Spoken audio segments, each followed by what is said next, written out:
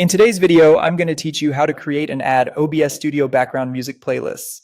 Add multiple songs to OBS. Whether you stream, record tutorials, or host webinars, subtle background music can make your content feel more polished. We'll use built-in tools in OBS Studio and keep everything clear and repeatable so you can build a playlist effect with multiple tracks. Start by opening OBS Studio. If you're new to OBS, remember that each scene contains sources, and your music will be one of those sources. In the Sources box, click the plus icon and choose Media Source. This is the source type that plays audio and video files. Give the source a clear name, like the song title or a category, so it's easy to manage later, then confirm with OK. Next, click Browse and pick the audio file you want to use from your computer. MP3 and WAV work great. Keeping your files in a dedicated music folder helps you stay organized and makes future updates faster. Once the file is set, enable Loop.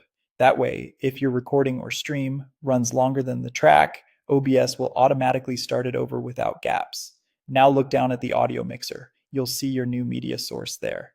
Drag the volume slider to the left to set the track as a low, non-distracting bed under your voice or gameplay. If you can still speak comfortably over it during a quick test recording, you're in the right range. You can always fine-tune the level live as you go. To build a playlist feel with multiple songs, repeat this same process for each additional track you want available. Give each one a clear name so you can mute, unmute, or switch songs quickly inside the mixer. Many creators keep several music sources in a scene and toggle them between segments. If you prefer continuous music with no manual switching, you can also combine songs into a single long audio file outside of OBS and add that one file as your looping media source. When you're ready, start your stream or hit record, and your background music will play automatically.